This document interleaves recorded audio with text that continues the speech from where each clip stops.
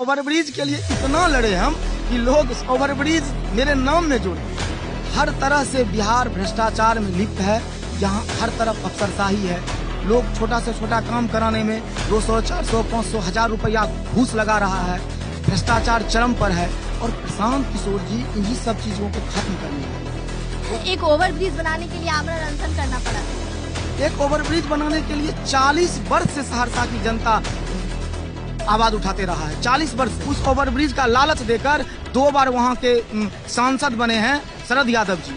रामविलास पासवान जी उस ओवरब्रिज का लालच सहरसा वासियों को दिए हैं। 3 बार शिलान्यास किया गया, फिर भी ओवरब्रिज कभी नहीं बना। पप्पू यादव जी भी वहाँ के सांसद रहे हैं। वो बोले थे कि मैं अगर ओवरब्रिज नहीं बनवा पाऊंगा तो मैं दोबारा चुनाव नहीं लड़ूंगा अपने जीवन में। 24 साल की लड़की जो बीमार थी, एम्बुलेंस जाम में फंस गया, वो लड़की उसमें मर गई थी। नीतीश जी तो मानसिक रूप से अस्वस्थ हो गए हैं। उनको तो अब पता नहीं सामने की चीज भी नजर आ रही है कि नहीं आ रही है। उनके साथ जो पंचतत्व हैं। नमस्कार, आप देख रहे हैं क्या कहती है पब्लिक। मैं हूं आपके साथ, दीक्षा भी मौजूद है। जनसुराज के सूत्रधार प्रशांत किशोर के बनाए हुए आश्रम में, सत्याग्रह आश्रम में, जो प्रशांत किशोर ने बीपीएससी अभ्यर्थियों के समर्थन में ये आश्रम बनवाया था। और अभी तक प्रशांत किशोर का समर्थन बीपीएससी अभ्यर्थियों को मिल रहा है। ये यूं कहें कि री एग्जाम के समर्थन में अभी तक प्रशांत किशोर अभ्यर्थियों के साथ है। हमारे साथ अभी सोहन झा मौजूद है। तमाम मुद्दों पर उनसे बात करेंगे, खासकर प्रशांत किशोर को लेकर बात करेंगे। और इन्होंने 10 वर्ष तक एक आंदोलन में अपनी भागीदारी दिखाई है। कैसे उन्होंने उस आंदोलन में अपनी भागीदारी दिखाई, कैसे उन्होंने आंदोलन की जो सफलता मिली है, उनसे बात करके जानेंगे। क्या आपका जनसुराज में क्या भागीदारी है? मैं सहरसा जिला युवा अध्यक्ष हूँ और लगभग 2 वर्षों से प्रशांत किशोर जी के विचारधारा के साथ हूँ और अब जनसुराज पार्टी में युवा अध्यक्ष के तौर पर वर्तमान में कार्यरत हूँ। कैसी लगती है प्रशांत किशोर की विचारधारा आपको? और लालू नीतीश से कितनी अलग लगती है जो अभी सत्ता में है? एक तो प्रशांत किशोर जी के साथ एक नई उम्मीद लगती है। लग रहा है कि हम जैसे साधारण परिवार के बेटे को भी संघर्ष के बल पर बिहार की राजनीति में जगह मिल सकती है और हम भी बिहार के राजनीति में आकर बिहार का भला कर सकते हैं और बिहार वासियों के लिए जो कुछ करने का जज्बा है वो पूरा कर सकते हैं।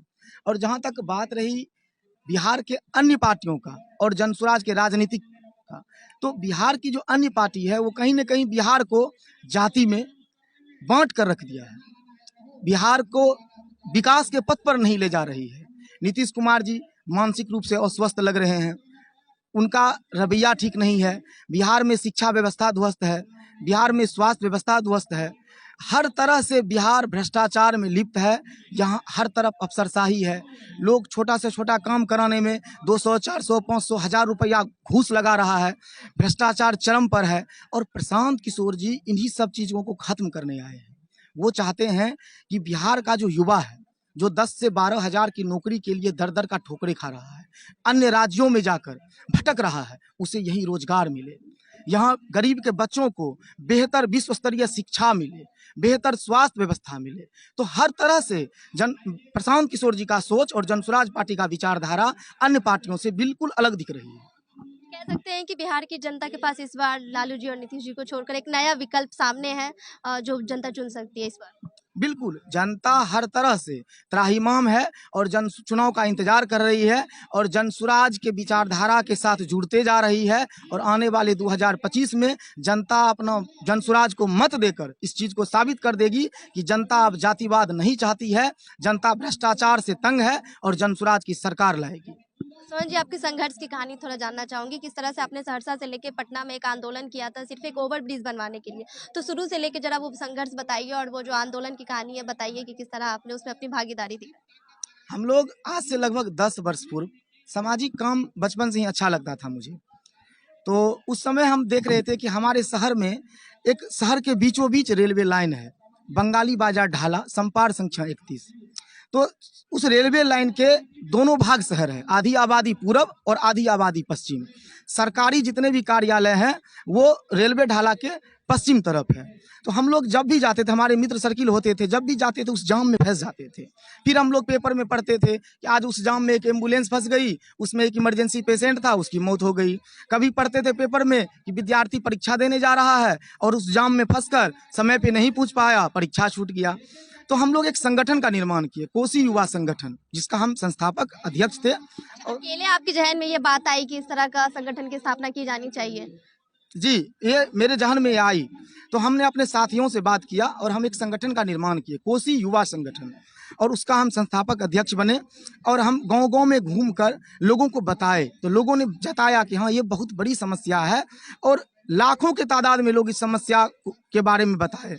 तो फिर हम लोग पत्रकार से बात करके शहर में धरना प्रदर्शन, आमरण अनशन, रेल पटरी के आगे में बैठना, भूख हड़ताल करना, सड़क पर मार्च निकालना, तरह तरह का हम लोग आंदोलन कर ज्ञापन सौंपने लगे। जिला अधिकारी से लेकर पटना आकर यहाँ जो पथ निर्माण मंत्री हुआ करते थे, जो रेल मंत्री हुआ करते थे, उनके पास पहुंचकर अपने सहरसा वासियों की समस्या को रखने लगे। जब एक बार 2019 में हम आमरण अनशन किए थे, तो अनशन का 5वां दिन था। उस समय परिवहन मंत्री नितिन गडकरी जी थे। मतलब आपको सिर्फ एक ओवरब्रिज बनाने के लिए आमरण अनशन करना पड़ा। एक ओवरब्रिज बनाने के लिए 40 वर्ष से सहरसा की जनता आवाज उठाते रहा है। 40 वर्ष से आप देख लीजिए, बिहार की कोसी की धरती हमेशा से पृष्ठभूमि रही है राजनीति की। स्वयं लालू प्रसाद जी, शरद यादव जी जैसे दिग्गज नेता वहां से राजनीति किए हैं। उस ओवरब्रिज का उद्घाटन लालू प्रसाद यादव जी कर चुके हैं। उस ओवरब्रिज का उद्घाटन अधीर रंजन चौधरी जी कर चुके हैं। उस ओवरब्रिज का उद्घाटन दिग्विजय सिंह जी कर चुके हैं। उस ओवरब्रिज का लालच देकर 2 बार वहां के सांसद बने हैं शरद यादव जी। रामविलास पासवान जी उस ओवरब्रिज का लालच सहरसा वासियों को दिए हैं। 3 बार शिलान्यास किया गया, फिर भी ओवरब्रिज कभी नहीं बना। हर बार चुनाव में चुनावी मुद्दा रहा है। और सबसे बड़ी बात यह है कि वहां का जो स्थानीय प्रतिनिधि हुआ करता है आज तक, वो भी ओवरब्रिज निर्माण के विरोध में ही हमेशा रहा। और उसका कारण है, विरोध रहने का कारण यह है कि उस ओवरब्रिज निर्माण क्षेत्र में लगभग 250 से 300 दुकानदार है। वो ये लोग क्या करता था, रेलवे के अधिकारी से मिलकर और रेलवे जमीन के अधिग्रहण करने के नाम पर एक लेटर इशू किया करता था और सभी दुकानदारों के पास भिजवा देता था। फिर वहां के जो विधायक सांसद होते थे, पप्पू यादव जी भी वहां के सांसद रहे हैं, वो बोले थे कि मैं अगर ओवरब्रिज नहीं बनवा पाऊंगा तो मैं दोबारा चुनाव नहीं लड़ूंगा अपने जीवन में। आप एक बार उन पप्पू यादव जी से ये क्वेश्चन कीजिएगा, वो बताएंगे कि हाँ हमने सब बोला था और उनसे भी ये ओवरब्रिज नहीं बना था। तो वहां के जो विधायक सांसद होते थे, वो फिर उनका लोग जाता था उन दुकानदार भाइयों के पास और कहता था कि आपका दुकान टूट जाएगा, अगर बचाना है तो आप मिलिए इनसे। और वो लोग एक मीटिंग करता था, वहां करोड़ों की उगाही की जाती थी, करोड़ों की उगाही। तो क्यों बनता ओवरब्रिज? जबकि अभी भी 2 महीना पूर्व भी वहां एक 23-24 साल की लड़की जो बीमार थी, एम्बुलेंस जाम में फंस गया, वो लड़की उसमें मर गई थी, जो अभी इसी जनवरी के महीने में इंडिया टुडे पत्रिका में 4 पन्ना में छपा है, जिसमें मेरे संघर्ष की कहानी भी छपी है। तो इसको लेकर के हम लगातार संघर्ष करते रहे। माननीय मुख्यमंत्री जी से मिले, पथ निर्माण मंत्री जी से मिले, पर उस समय में जो पथ निर्माण मंत्री नितिन नवीन जी थे, उनके घर पे हम लगातार 4-5 दिन जाते रहे। उन्होंने कैबिनेट से स्वीकृति दिला दिया। माननीय मुख्यमंत्री जी आश्वासन दिए और उस समय वो आश्वासन को पूरा नहीं किए, लेकिन हम लोग आंदोलन करना नहीं छोड़े। तो अंत में आकर सरकार उस ओवरब्रिज को स्वीकृति दिए हैं बनाने का। अभी वर्तमान समय में जो न्यायालय में वहां के कुछ व्यवसायी भाइयों द्वारा केस किया गया था, न्यायालय उसे खारिज कर दी है और ओवरब्रिज निर्माण का रास्ता साफ कर दिया है। जो पिछले 10 वर्ष से हमने संघर्ष किया, वो हमारा संघर्ष और सहरसा के युवाओं का संघर्ष एकदम सफल होता दिख रहा है। अब सहरसा के लाखों लोग उस जाम से बाहर निकल पाएंगे, वो दर्द भरा जाम से बाहर निकल पाएंगे। तो वहाँ लोगों का कैसा समर्थन मिल रहा है आपको? सहरसा जिला में आप किसी गांव चले जाइए, आप बताइएगा ओवरब्रिज, तो लोग बताएगा अरे वो सोहन झा, बताइएगा सोहन झा तो कहेगा ओवरब्रिज वाला।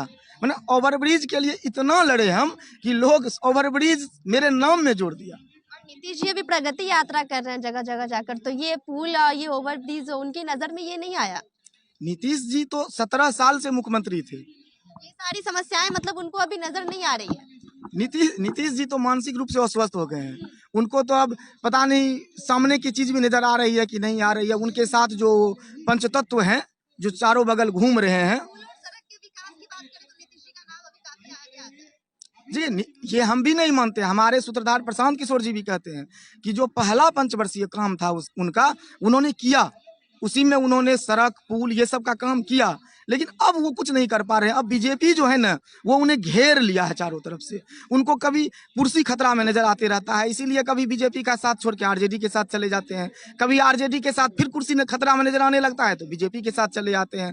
तो नीतीश कुमार जी सिर्फ और सिर्फ अपने कुर्सी के इर्द गिर्द घूम रहे हैं, जनता पे निगाह उनकी जा ही नहीं रही है। मतलब ये ओवरब्रिज बनाने का सारा क्रेडिट आपको जाता है, तो इसके पीछे और किसी को भी क्रेडिट जाता है? देखिए वहाँ के जो जनता जो है वो तो हमें संघर्ष में साथ दिया है। तो जनता तो हमेशा एकदम सोशल मीडिया पे भी कह रही है, हर तरह से कह रही है। आप कहीं भी पूछते या बताएगा नहीं नहीं वो लड़का सोहन झा जो एक मध्यम परिवार का लड़का होते हुए ना कभी किसी पद पे है, ना विधायक है, ना सांसद है, ना एक वार्ड सदस्य है, लेकिन वो लड़का ने जो संघर्ष किया 10 वर्षों तक वो काबिले तारीफ है। हाँ, वहाँ के जो स्थानीय सांसद महोदय हैं मैं उनका आभार व्यक्त करता हूँ। उन्होंने बाय प्रेस कॉन्फ्रेंस में उन्होंने बताया कि जो संघर्ष किया है सोहन झा, ये सारा क्रेडिट सोहन झा को जाता है और सोहन झा का जो संघर्ष है उसे हम लोग हमेशा याद रखेंगे। इस आंदोलन में और कितने लोग आपके साथ?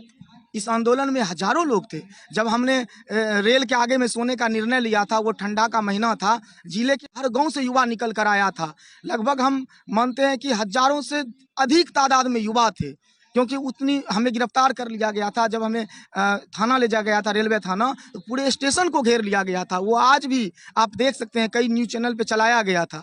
जब हमने वहाँ पूरा जिला को चक्का जाम किया था तो हजारों लोग सड़क पर आया था। यानी लाखों लोगों का सपना था ओवरब्रिज। अच्छा सोहन जी, इतना बड़ा संघर्ष किया आपने, तो ये बताइए कि आपके पिताजी क्या क्या करते हैं? मेरे पिताजी शिक्षक थे और 95 ईस्वी में उनका डेथ हो गया था और उस समय हम 7 साल के थे। 5 बहन हैं और उन पिताजी के जगह पर माँ को अनुकंपा पर टीचर की नौकरी हुई। हमारे साथ अभी वही सोहन झा जी मौजूद थे जो अब एक ओवरब्रिज बनाने के लिए अपने जीवन का 10 से 12 साल लगा देते हैं। अगर तमाम गांव में, हर एक गांव में अगर ऐसी समस्या है पुल और ओवरब्रिज की, अगर हर एक गांव में अगर हर एक व्यक्ति ऐसे खड़ा हो जाता है तो कहीं भी कोई समस्या नहीं रहेगी। खैर, आपकी क्या प्रतिक्रिया में कमेंट करके जरूर बताइए। इसी तरह की तमाम खबरों देखने के लिए बने रहिए क्या कहती है पब्लिक के साथ। धन्यवाद।